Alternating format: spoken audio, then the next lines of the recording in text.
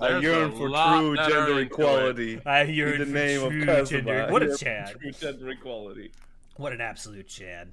All right, here we go. I was talking about women.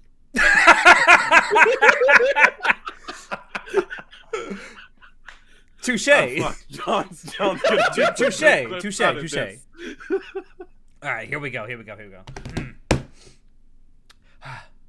In 3, 2, 1. Hello, everyone, and welcome back to Adam. Why did I say welcome back? Welcome back to the Here we go. Just go on. Yeah, Keep rolling. hold Go. on. I got this. Fuck it, we'll do it live. We'll do it live.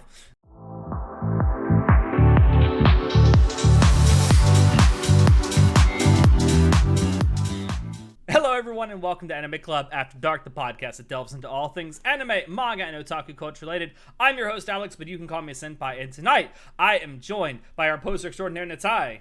I don't remember a worse pre-roll we've had in a long time like this one. That was rough, dude. It was. Listen. I had a bit lined up, but I can't, man. We're speedrunning this shit. We really are. And our Rebecca Stan Shinoda. Yo. What's Worst up? girl, am I right? Yes, girl, thank you very much. Saddest Come girl. over, What are beat you the shit out talking of you. about? Don't make me. Don't, bruh. I'm sorry if what I just said was kind of soul crushing. Anyway, the three of us are here tonight because it is that time of year again. It is time for us to honor the best of the best that 2022 had to give us in anime. It is the 2022 Fenny Awards. Woohoo! We are going to The award show that is better than Crunchyroll because according to us, fall is a part of the year. Who the fuck I know. knew? Unlike the Crunchyroll Awards, we will be including things that aired in the fall of 2022 in the 2022 Anime Awards. So you tell me that anime that came out in 2022 are eligible in this show to be part of the 2022 awards? Yes, that's exactly what I'm telling you, Natai. It's funny how that mind completely blown. It's funny how we actually made a rules list that we actually have to follow. It's funny you mentioned that. So before we get into it, I do want to talk about that. So we have a set of 6 rules that we have to follow. Mostly. I'll get into one where we kind of sort of broke it, but we have a good justification for it. It's fine. I do want to go over those really quickly because unlike Crunchyroll, we have standards here. So we have a set of 6 rules that an anime has to follow before it can get nominated. One is that each award can only have up to 7 total nominees. So all of the awards that we are giving out have exactly 7 nominees this year. Nominees have to have ended during the previous year, so they have to have ended during 2022. They can have started in 2021 or before, but they have to have ended in 2022. There are 2 exceptions to this, one being OPs or EDs for continuing shows that premiered in the previous year can be nominated as long as they appeared in at least 1 episode. And the other one is scores and soundtracks for continuing shows may be nominated as long as at least 75% of the shows have aired during the previous year. Rule number 3. I don't know why I put 4 up there. 3. I can count. Is that nominees had to have aired on Japanese television or a streaming service available within North America or Europe. Number 4, I got it right this time. No nominations for movies. Sadly, we don't have a movie category. There is one exception to this rule, and that is for scores and soundtracks for movies that premiered during the previous year can be nominated solely at our discretion. Rule 5 is that nominees must have a connection to Japan either via production studio or trademark/copyright origin. And rule number 6 is that an anime can only be represented once per award nominee list. So when we get to things like Best Boy and Best Girl, you will only see one character from each anime in that nominee list. So those are the 6 rules that we have to follow for our nominees and the awards we're giving out tonight. In fact, I believe we have 13 awards that we're giving out tonight. So only with that the being most said, prestigious awards here in Anime Club After Dark. Exactly. We also do have a fan vote, which was done in our Discord server, which obviously too late for you guys to vote on it now. But if you check down below, you can find a link to join our Discord server where we do stuff like this all the time. In fact, you can always get in on a lot of these crazy conversations that we have in our Discord server. Speaking of which, thanks to everyone on the Discord server who voted. It was really fun to see everyone's opinions about the awards. Absolutely, yeah. Yeah, thank you for that. So once I give out our winner for each of these awards, I will also be mentioning the fan vote winner as well. So we're doing it a little differently than how we have done it in the past. Like I said, we are kind of speed running this because both Natai and Shinoda are up against a little bit of a time crunch here. We got this. But instead of doing our regular round robin, I'm just going to present all the awards, and then after each award is given out, we're going to have a short little discussion about how we came to our decision, and then move on to the next award. So let's get into it. Let's actually give out some awards. And to that end, I have something for us. I have been working tirelessly on this for the last couple of days. Pow! There it is. I know you guys can't see it, but whoa, it looks incredible. It's surreal. Oh Holy shit! I realized I could share my screen with you guys, but I don't want to risk anything breaking at this point. Yeah, let's actually give out awards. The first award we are going to give out tonight is going to be for Best OP or Best Opening. Might nominees. be the most difficult category we've had to pick from. For this year in particular, our Best OP and Best ED categories were very, very difficult to narrow down a list of nominees for. But our nominees for Best OP are Cheeky Cheeky Bomb Bomb by Queendom from ya boy Kong Ming. Fuck you, Natai, for getting this stuck in my head for days. It's a fucking banger. Kickback So by Kinshi Yoenzu, you got this. from Chainsaw Man. The Naked Hero by Vondi from Ranking of Kings. Mixed Nuts by, I hate this fucking band name, by the way, Official Hige Dandism from Spy X Family. I thought it's high dandism. Heige, I don't know how to fuck to say words. Speaking of words I don't know how to say, Aiue by Maisen Des Minami and Sakura Modi from Urusei Yatsura.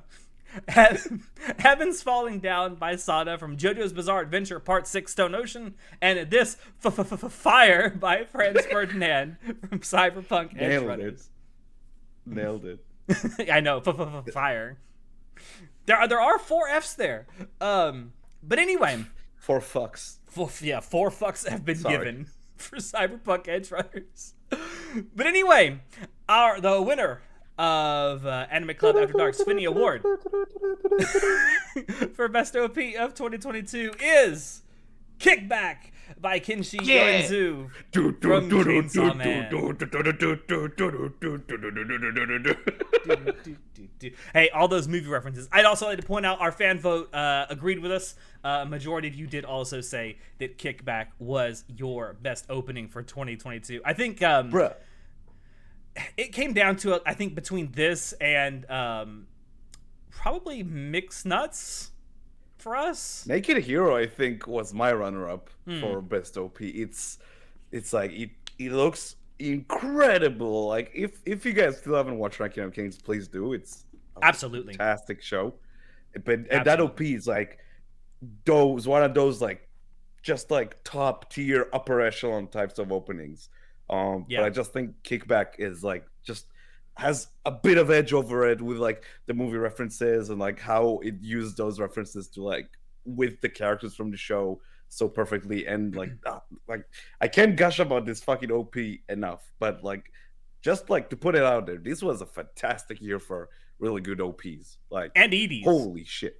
And EDs. We'll get to the EDs, but like we had what like 7 nominees for best OP at first. We needed to like trim down. Well, yeah, 13, all of them have 7, but I think at the beginning we had, I think it was like 20 nominees for OP. It was yeah, ridiculous. it was a lot.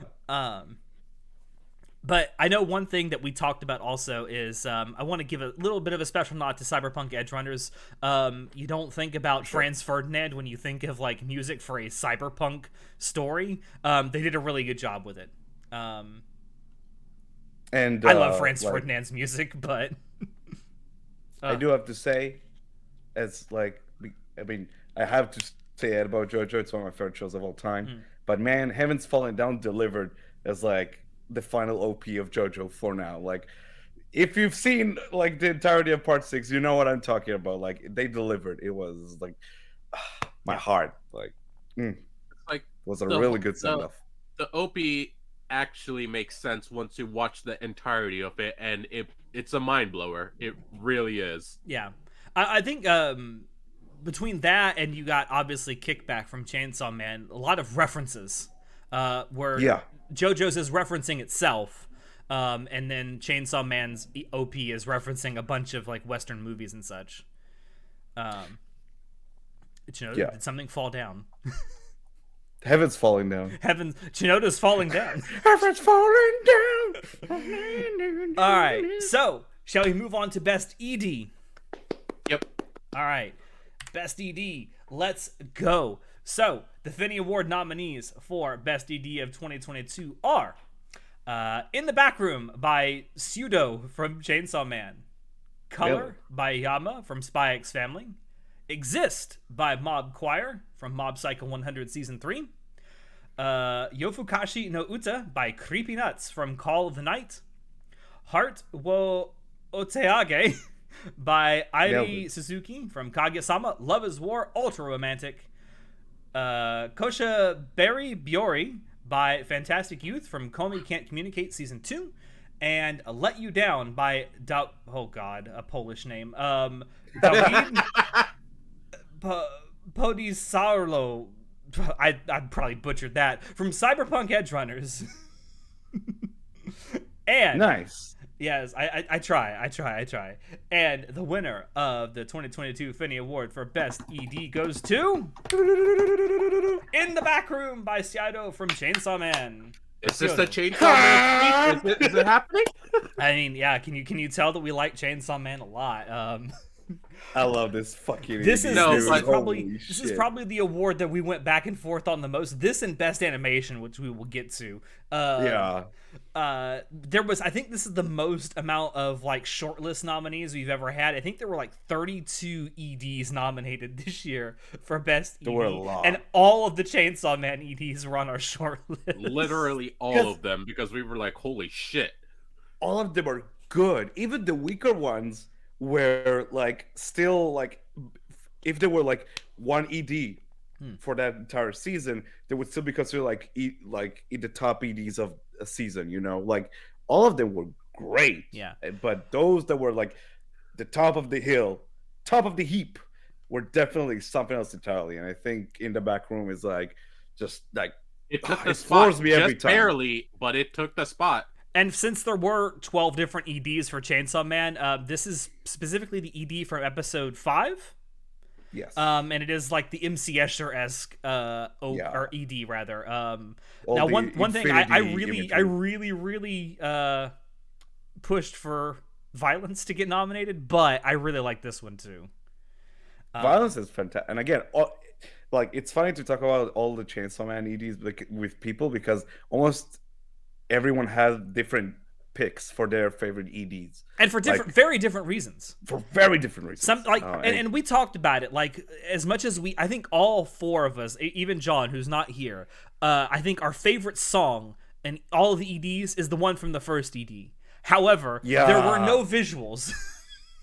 Vondi delivered with that song. It was so fucking good. I wish it had animation, because if we take, as I said, if we take just the song on its own merits, first ED, Chainsaw Blood, definitely best song. Yeah. God, it would be so cool if the Blu-ray actually comes out with visuals for that. I know the Blu-ray has been released in Japan. I don't know if they added visuals. Oh, it has already been released? I don't know yet if it added visuals. I don't think it did, or I would have found out about it by now. But like, In the Back Room is like, personally speaking, everything I want in an ED. It's like, it's thought-provoking. It looks incredible. Like, the visuals, there's so much to dig into with the symbolism. and it looks incredible. Every shot is like, and if you know what's coming, you know that there's some hints in that ED. Apparently, like, and again, that song, it's so visceral and intense, and like every time that singer goes, it just, and the music drops. I love that shit. Would like to point out that our Discord server did disagree with us. They believe that Color from Spy X Family was the best ED. Fantastic of ED. I want to point out that one thing I absolutely love about that particular ED is the way they utilize 3D motion and 2D space. The way the camera, for lack of a better term, pans around, it doesn't look like 3D, but it kind of is. And it's not an easy thing to do. No. That takes professionals doing it. It was really good, bro. And that song is just. That song is a bop, but yeah, like it's so cool they use a 3D environment, and the composite of the 2D characters on it looks awesome. It looks so good, and just like with the Chainsaw Man ED, there's so many small details in the ED. Like every time you watch it, you pick up on you think like, oh, and he's taking from that fucking cake a bite, or it's like, oh, that guy's like in the background, like incredible. I will say, personally, the choice for me was actually number 4, Call of the Night ED. Yes, by Creepy Nuts. Yeah, by Creepy Nuts. Every time I listened to it, I was just grew into it. I had such a fun time. I love the visuals of it, and I got introduced to Creepy Nuts, who I basically didn't know anything about, and then like fantastic name, by the way. Yeah, fantastic name.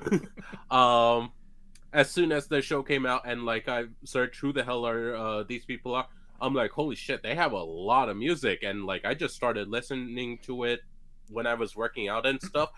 I love their band. Oh my god, it's such a great time for me.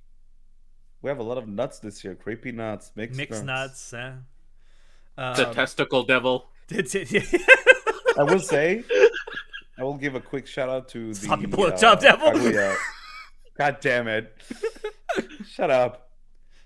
Anyway, I'll make this very quick. I will give a quick shout out to the Kaguya-sama ED. I think it's fantastic. It's such a cool sequel to the first ED of Kaguya-sama, and it's a really fucking cool reference to Starship Troopers as well. Just really emotional and fun, and all the best things about Kaguya-sama are in that ED, and I love it so much. So also big shout out to the ED for Komi Can't Communicate season 2 for an ED that takes place essentially in the same space. They did a lot with it. The same shot, and it looks fantastic. Yeah. All right, let's move on. Let's move on to the final music award we have to give out, and that is, of course, for Best Soundtrack and/or Score. So, the nominees are Made in Abyss, The Golden City of the Scorching Sun, Chainsaw Man, Spy X Family, Cyberpunk Edge, and I'm going to keep saying the X. Fuck all of you. The X is there. I'm going to say it. Cyberpunk Edge Runners, JoJo's Bizarre Adventure Part 6 Stone Ocean, Attack on Titan The Final Season Part 2 Paragraph 3. Shut up. Fucking knew it was coming. I can't resist. And Kaguya-sama Love is War Ultra Romantic. And the Fenny Award for Best Soundtrack of 2022 goes to Spy X Family. Congrats to I also put the composer down here. No Name, like they should just become a fucking jazz band at this point. They really should. No Name can do no wrong. Holy shit. I mean, everything they do just slaps.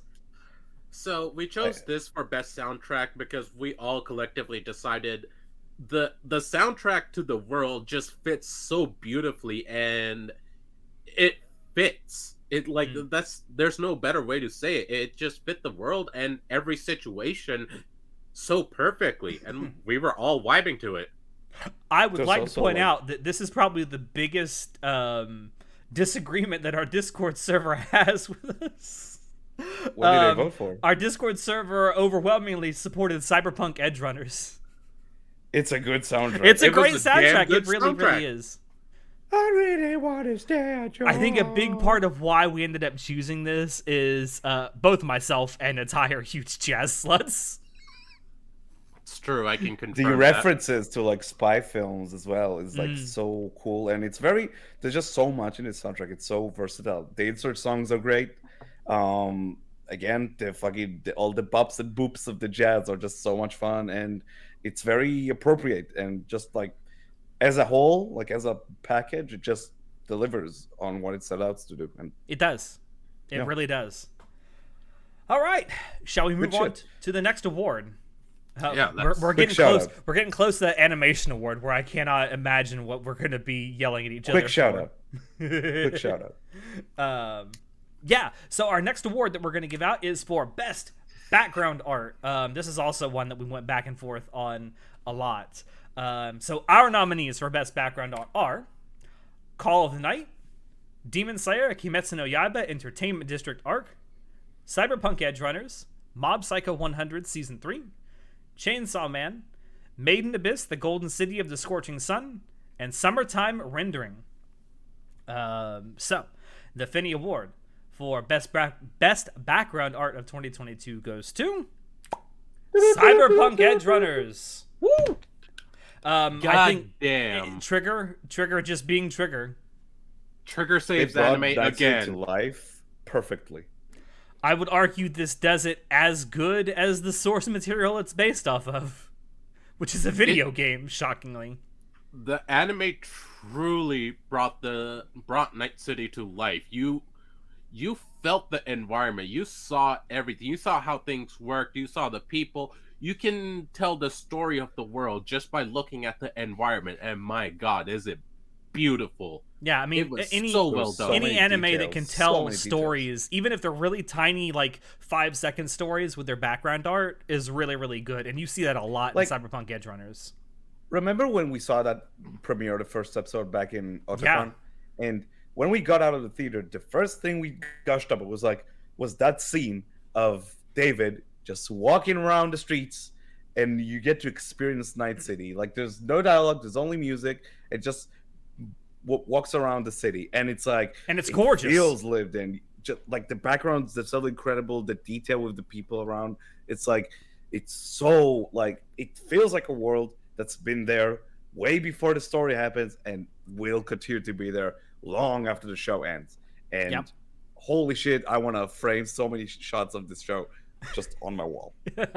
I agree. Seriously though, I agree. It's definitely one of those types of anime that come around where just like background establishing shots could literally just be giant posters. They're really good.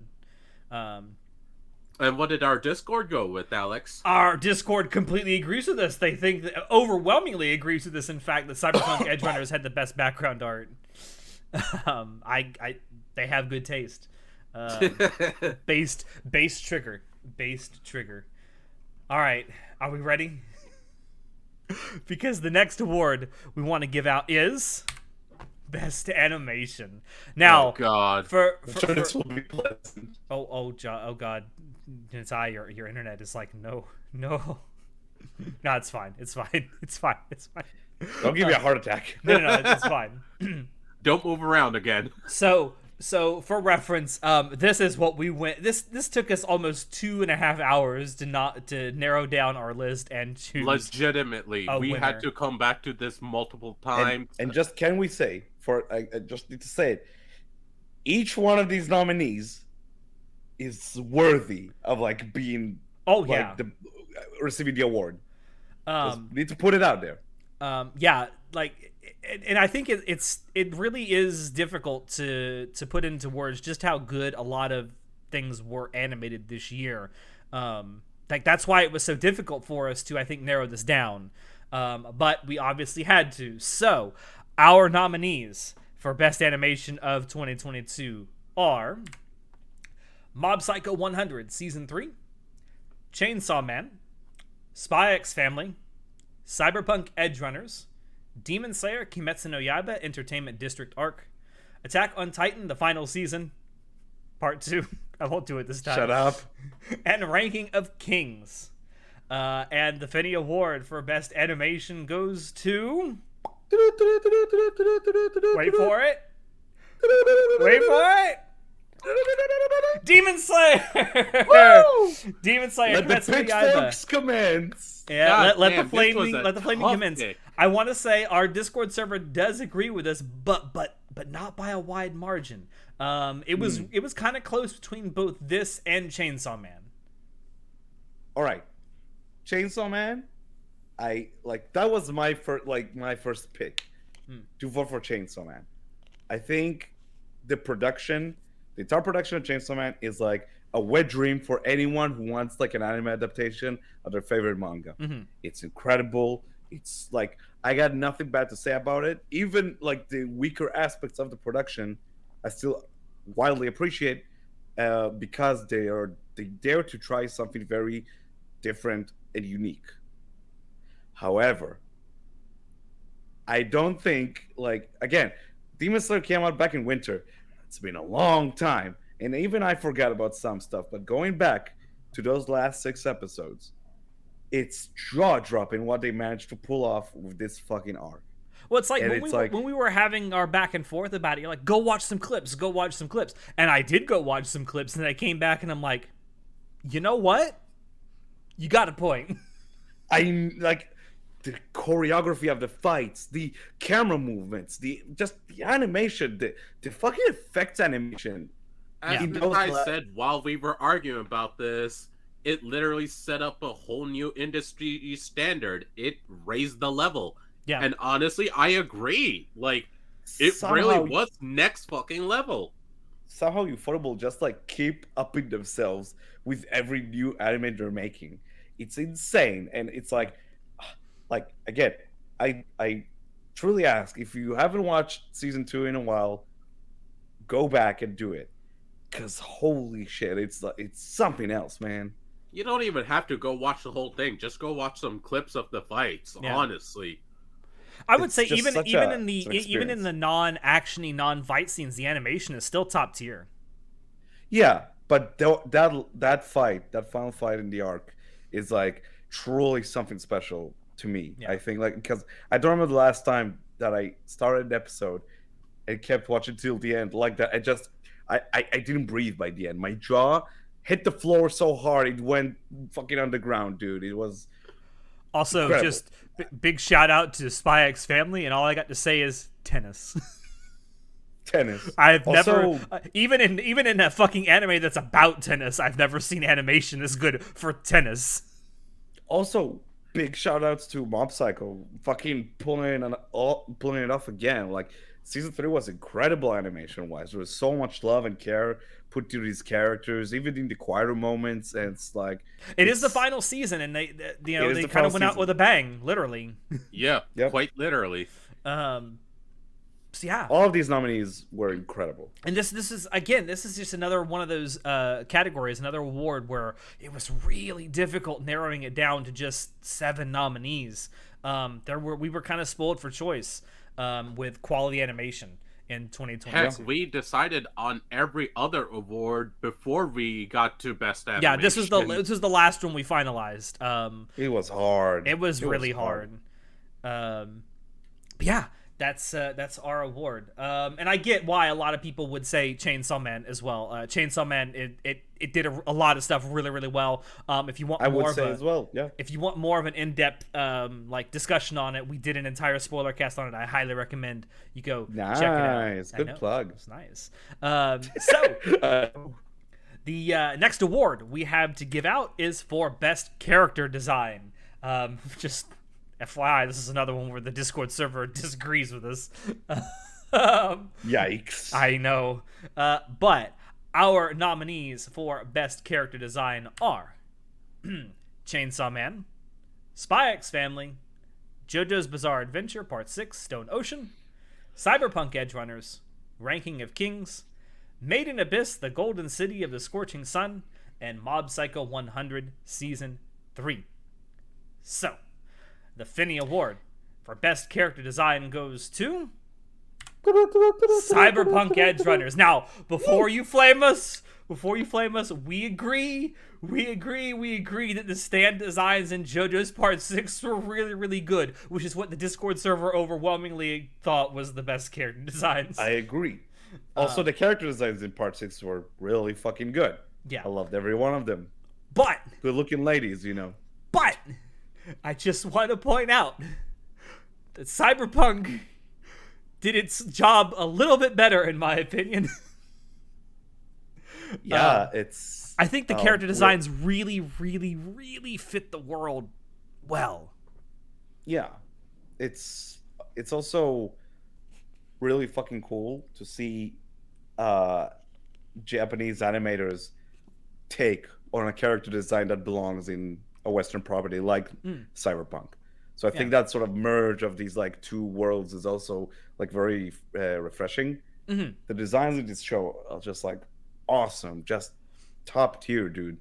All of the characters look great, both in like the first time we meet them and as they evolve throughout the show.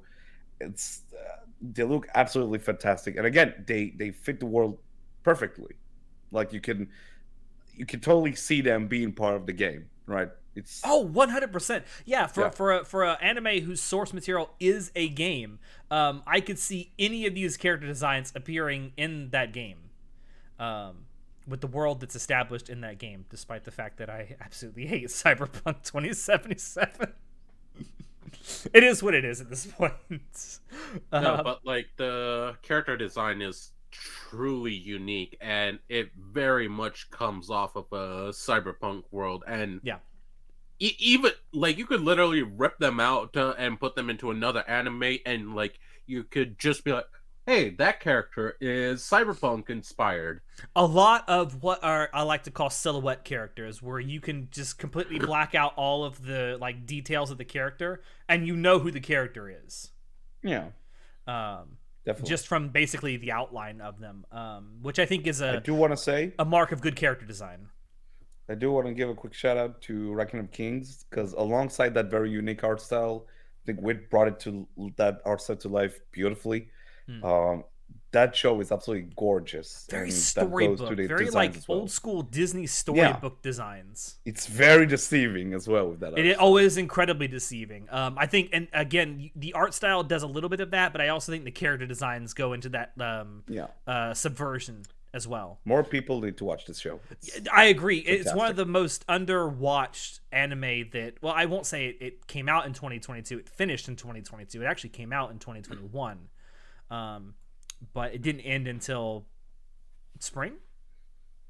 Winter. Winter. Okay, it ended during the started winter fall 2021 and then Gotcha. Yeah, I agree. More people need to watch it. Right. And we agree the stand designs in JoJo's Part 6 are really good. Discord server, don't kill us. I thought they were average, personally. Now, what the fuck out of here, I'll dude. take that strong stance. Shut the fuck up. We've already fought about this. We're not going back to it. Ignoring Chinoda's terrible take on stand designs. Let's move on to our next award. It is time for Husbando and Wife Wars. Oh, God. The next award we are going to be giving out is for Best Boy. Yes. So our nominees for Best Boy are Weather Report from JoJo's Bizarre Adventure Part 6 Stone Ocean, Lloyd Twilight Forger from Spy X Family, Denji from Chainsaw Man, Boji from Ranking of Kings, Tengen Uzui from Demon Slayer Kimetsu no Yaiba Entertainment District Arc, Miyuki Shirogane from Kaguya-sama Love is War Ultra Romantic, and Shigeo Mob Kageyama from Mob Psycho 100 Season 3. And the Fenny Award for Best Boy in 2022 goes to our boy Mob. Woo! Shigeo Mob Kageyama from Mob Psycho 100 Season 3. So I'll say this. I would say I've managed to convince the other two a lot on this. The reason for this pick is because out of all these characters, Mob had the greatest growth out of them all and the best character overall.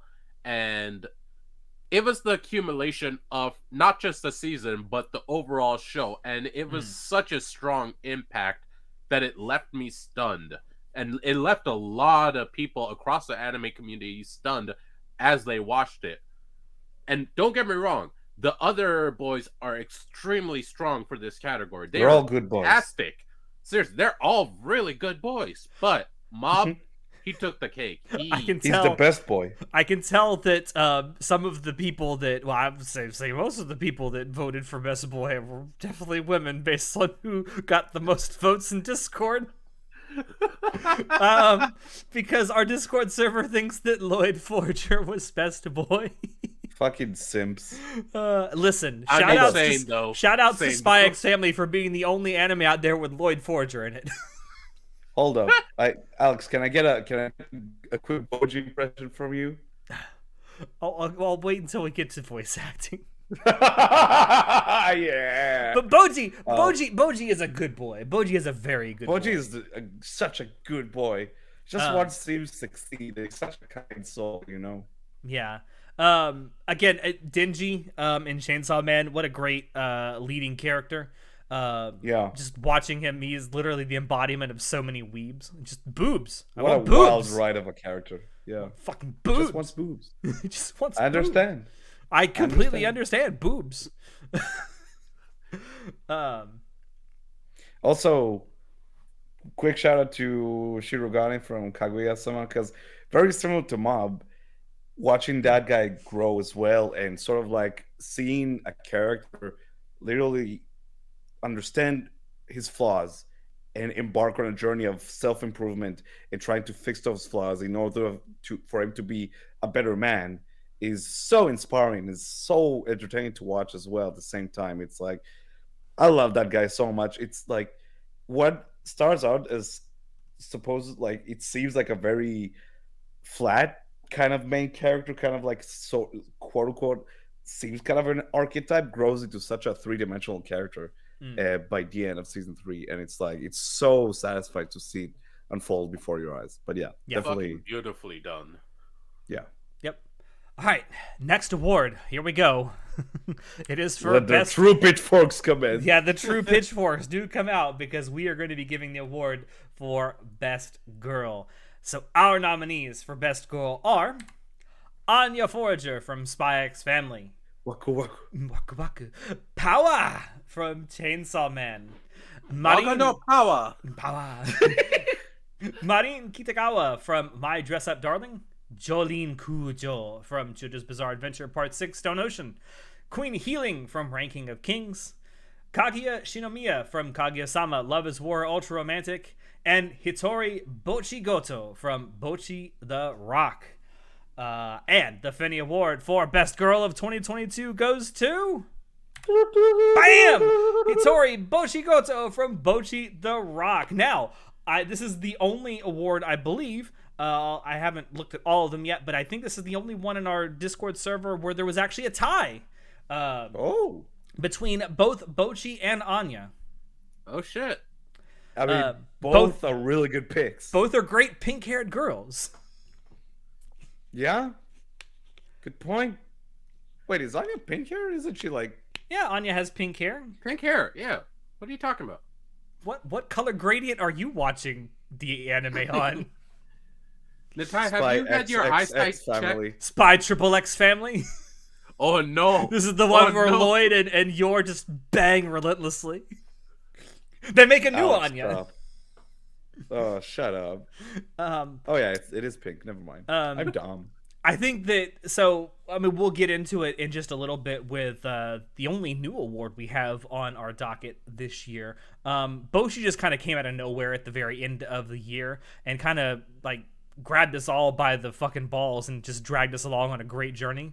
Bochi the balls. Bochi the ball, the testicle torture. I don't know where I was going with that joke. You tried. I tried.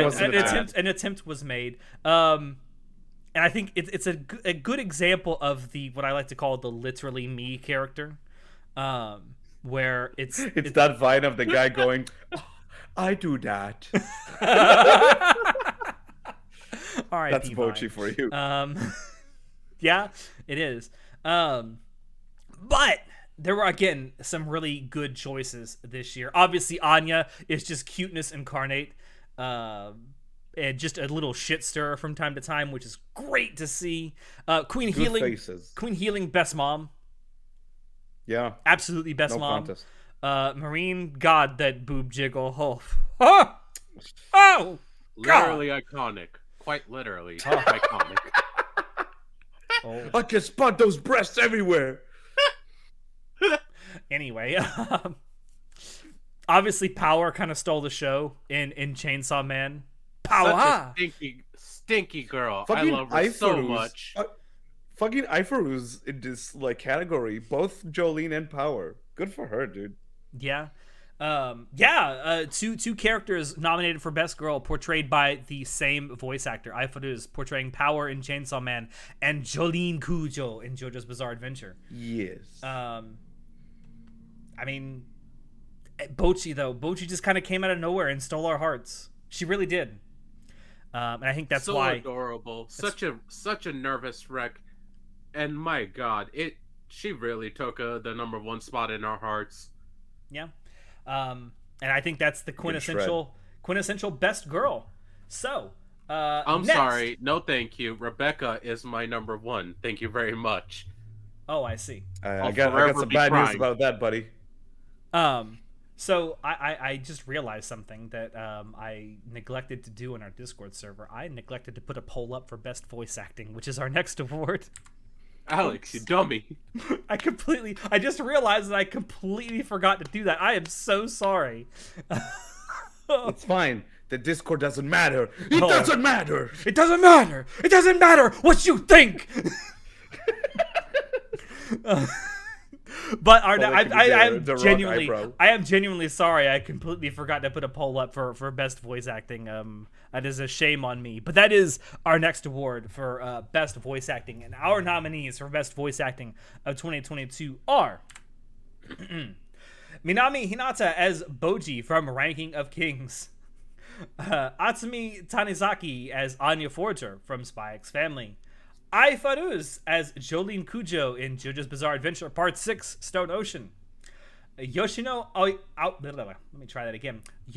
Oyama as Hitori Bochi Goto in Bochi the Rock, Yukikaji as Eren Yeager in Attack on Titan the Final Season Part 2, Kikinosuke Toya as Denji in Chainsaw Man, and Setsuo Ito as Shigeo Mob Kakeyama in Mob Psycho 100 Season 3.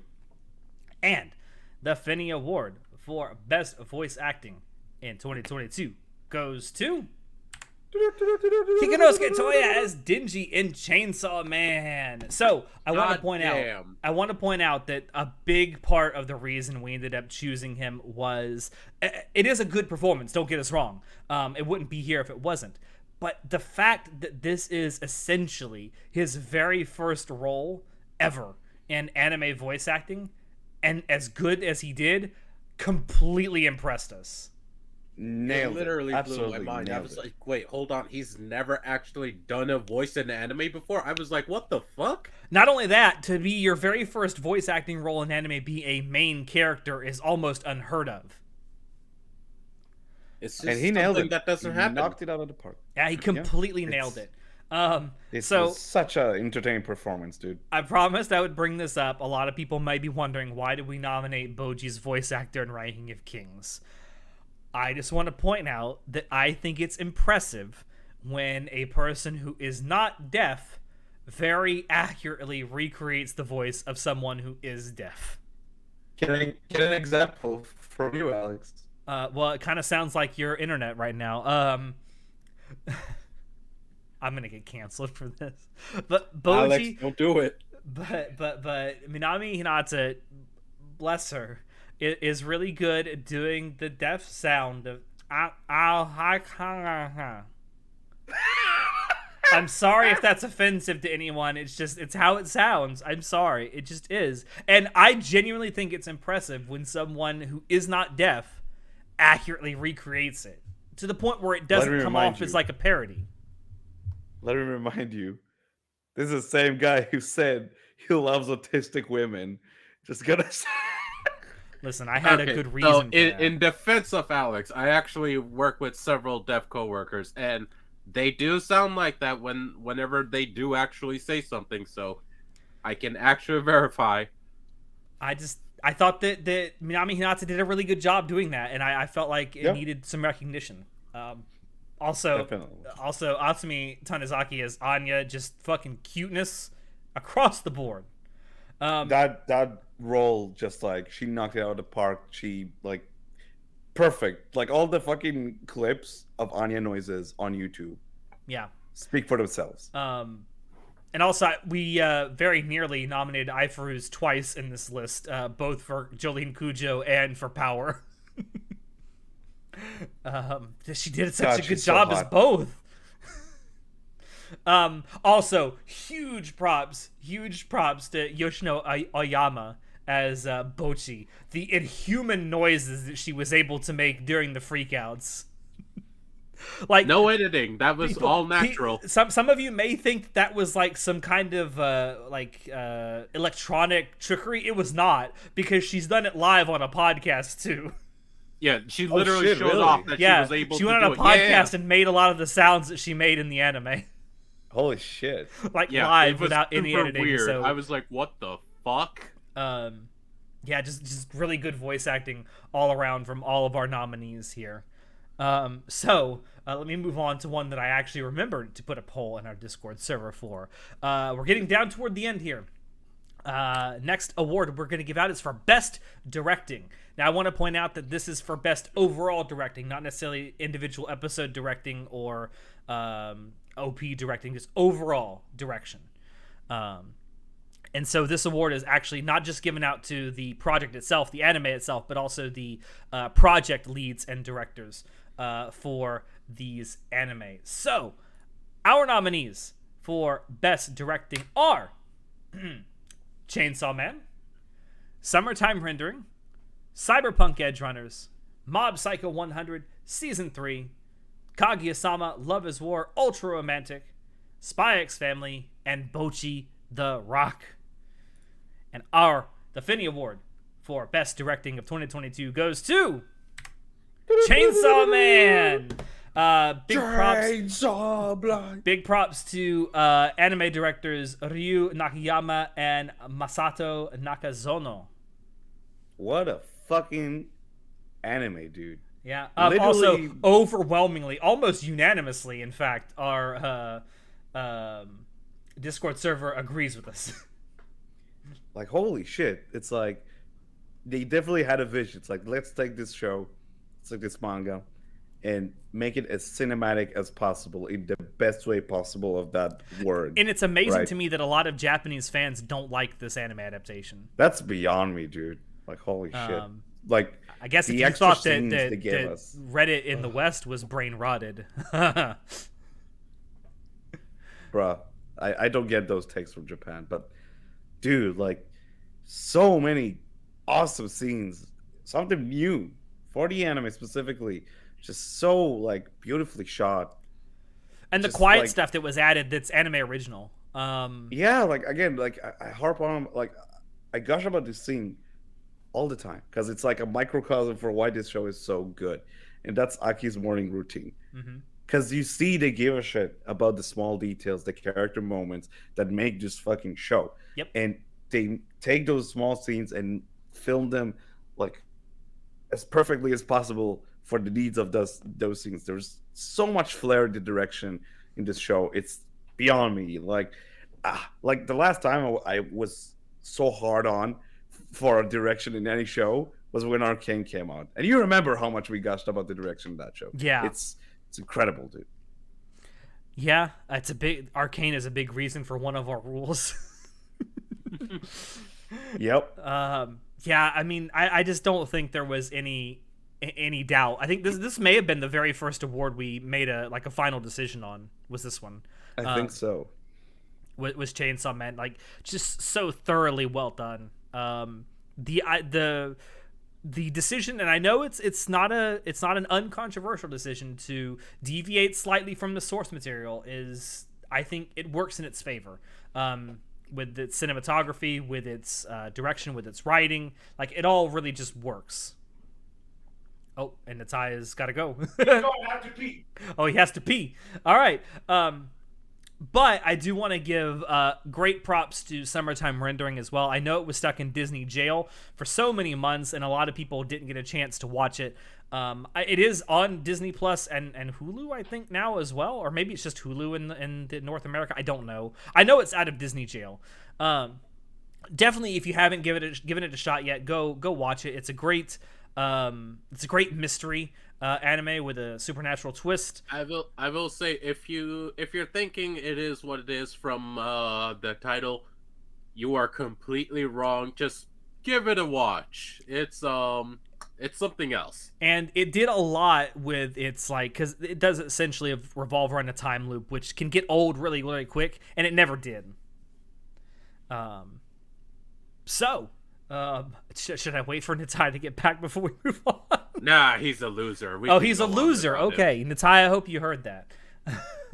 Anyway, so let's move on to our next award. So our next award is I heard that, you bitch. our next award is for best writing. I'd like to point out that we give writing higher billing than directing because we genuinely feel that writing is the most important thing. I don't agree, but yeah. Fuck you, it is. I didn't make. I wasn't a part of the order of the categories, but sure.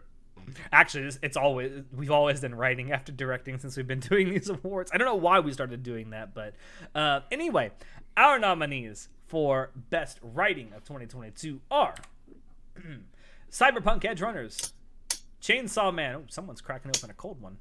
Oh, that's your chair. I thought that was a can of like beer. That was or something. not a cold one. That was a back one. That was a backbreaker. Is what that was. It.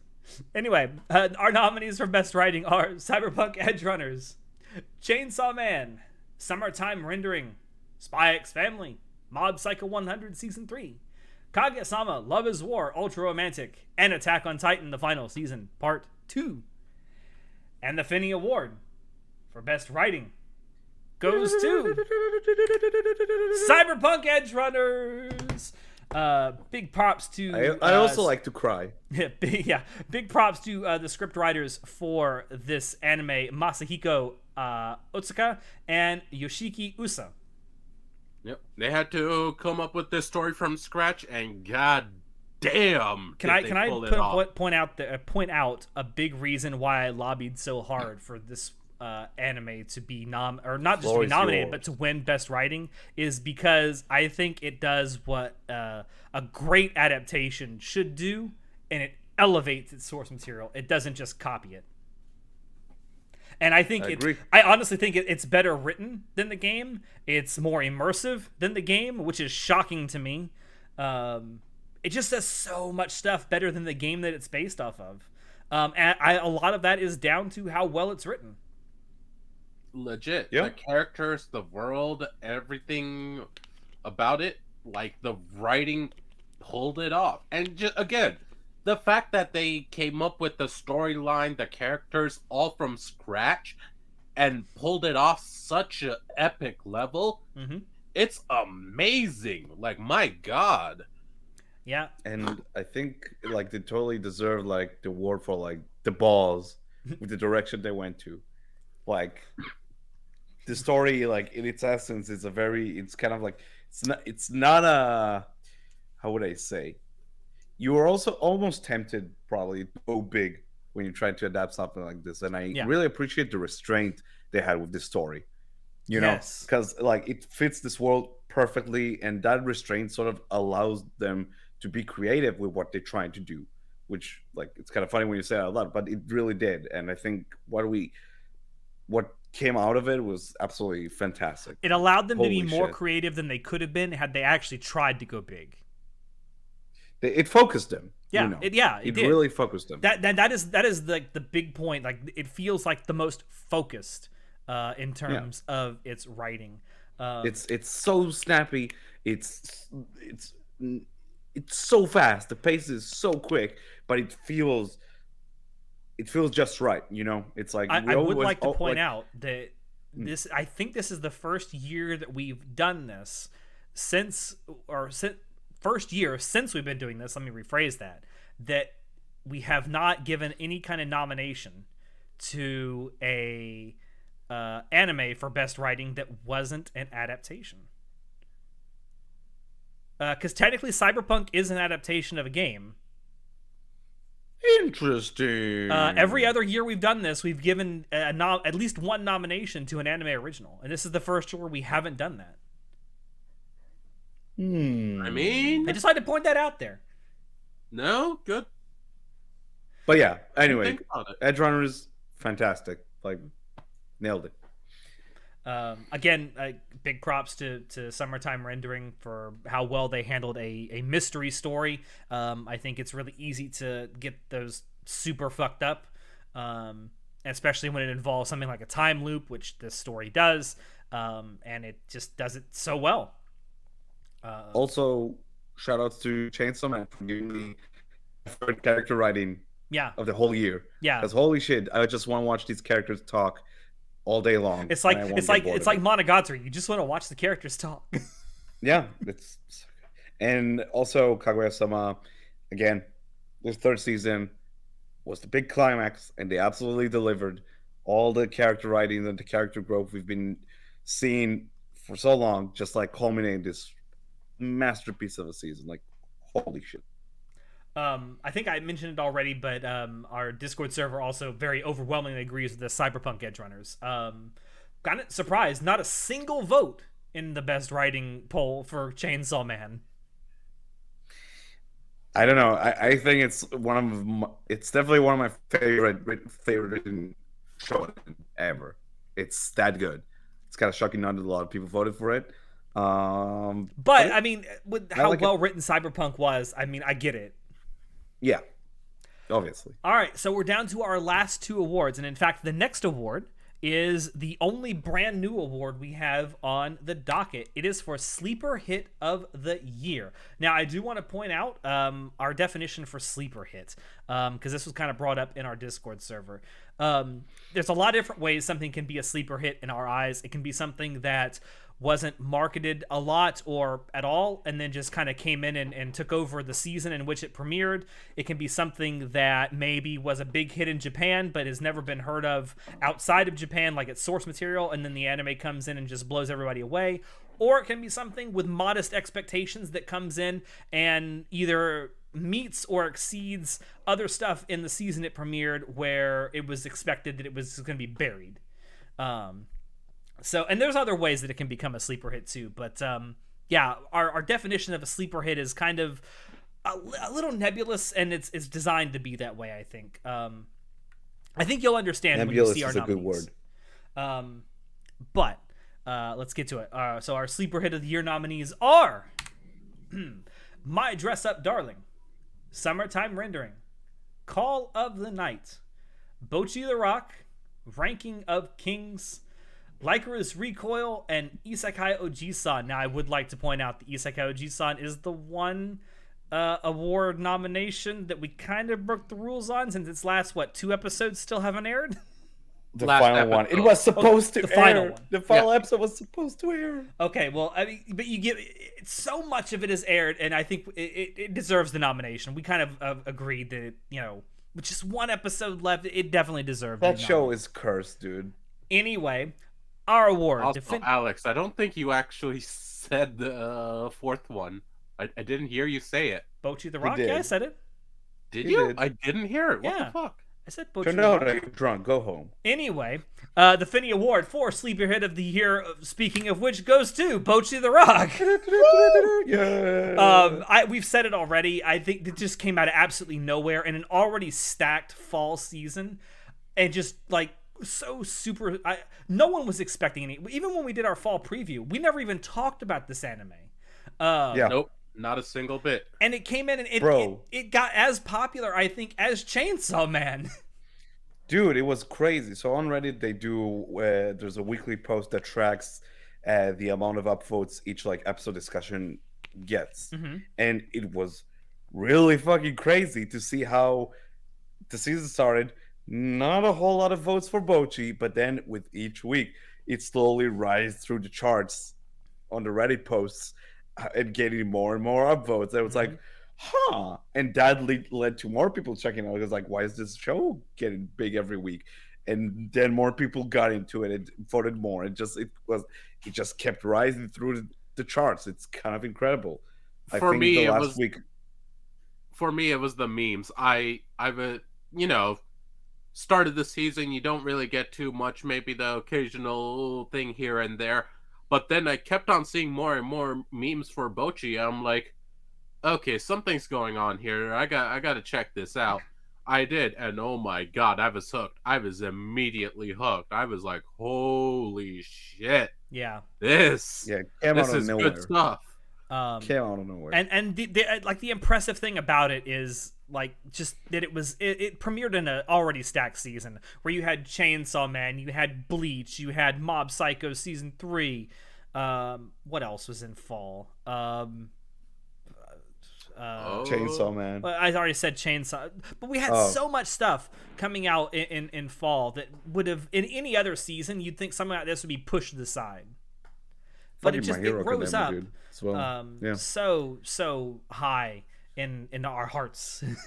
I don't know. I love both. Definitely, it's definitely the sleeper hit of the year. Like nothing came close in terms of like, yeah.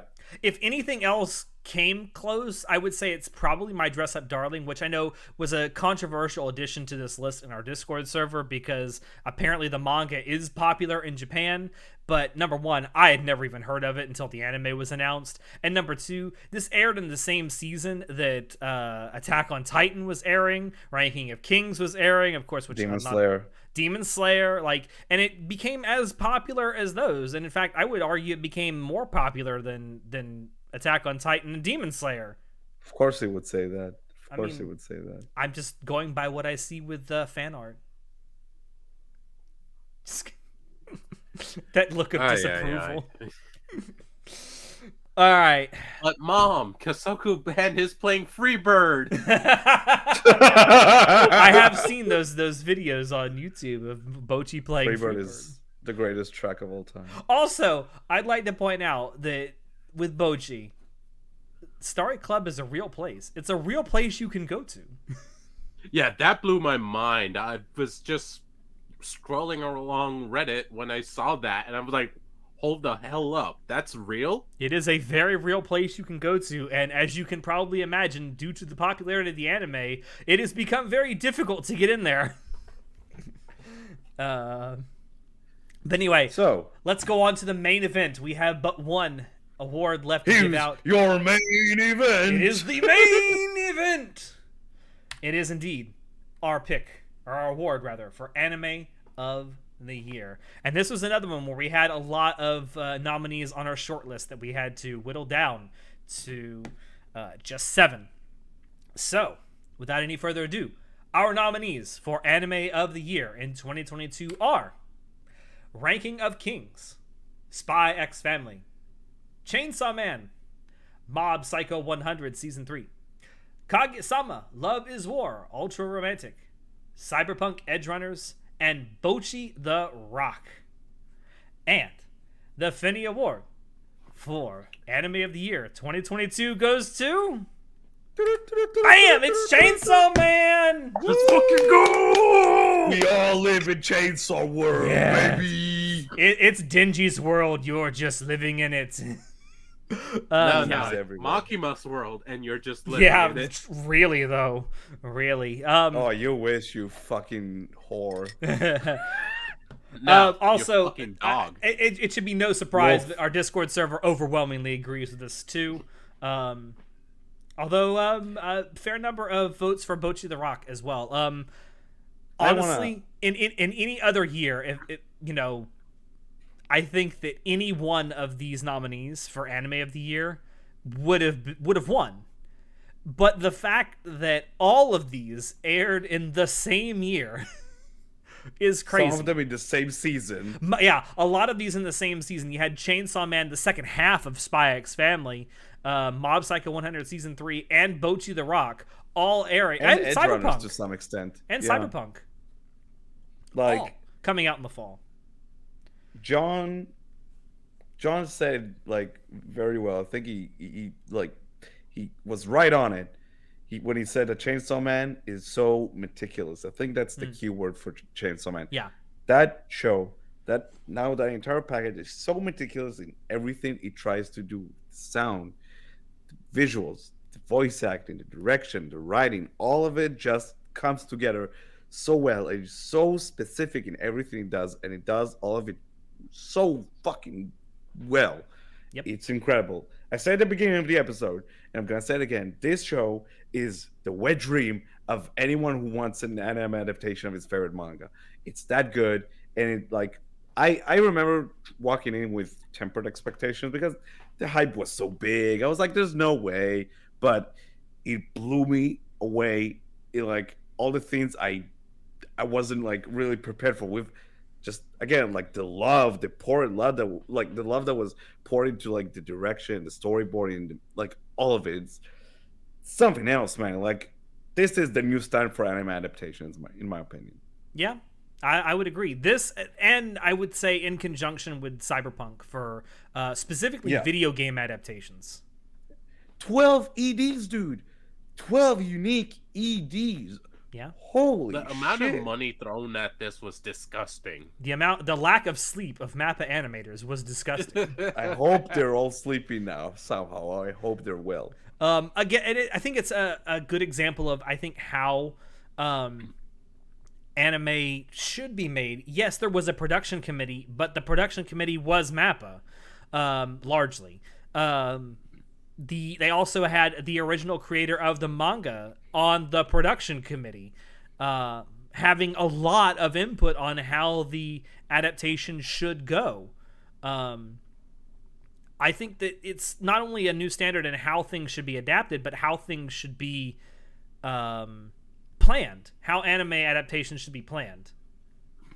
I think Mappa is in a place right now where they kind of control a lot of the, for lack of a better term, narrative around anime, because they have so many powerhouses in their studio. They have Chainsaw Man. They have Attack on Titan. They have Vinland Saga now. Like, there's so much that they can do, and like I hope that they use this power to do stuff with anime production like they've done with Chainsaw Man. And to maybe make it a new paradigm in how anime gets produced. Well said, man. Yeah, no, right on. I can't follow up with that. Jesus, that was good. Mappa is in a place now where they can do so much to affect the anime industry as a whole. And I hope they don't, one, abuse that power, and two, squander it. And I hope they let their animators go to sleep. Right on, dude. Or just hire more animators so you can go like a rotation. Or maybe pay your animators. That also could be really nice, you know. Or open up an American studio. I don't know. I know Trigger's actually talked about that, opening up like a studio in the US. That's pretty sick. Yeah, this is it. I mean, this is our anime of the year. I don't think there was any huge doubt as to what was going to be our anime of the year. No, there really wasn't. We decided on this pretty damn quickly. It didn't take too much to figure out. It was just the perfect amalgamation of everything. Yeah. And again, all the other nominees are like incredible. Like all of them are fantastic 9s and 10s. Like this was a really good year for anime, guys. I was gonna ask that to finish this off. Like I think that we're all kind of in agreement that this is one of the best years that anime's had in a while, overall. Yeah. Oh, absolutely. Yeah. Every season, I would say, maybe with the exception of summer, was just top notch. Yeah, you got your shovelware in every season, but it seemed like every single season had at least a whole handful of anime that were just above and beyond what we're used to having. Let's hope 2023 manages to give it a good fight. Huh? So far, my God, there are like 5 shows I'm watching right now. We're only 4 weeks into 2023, into the winter season, and so far I'm very impressed. We have some stuff that's airing right now that I can definitely see are gonna get on at the very least on our short list for nominations for next year's awards show. Vinland Saga. Trigun Stampede.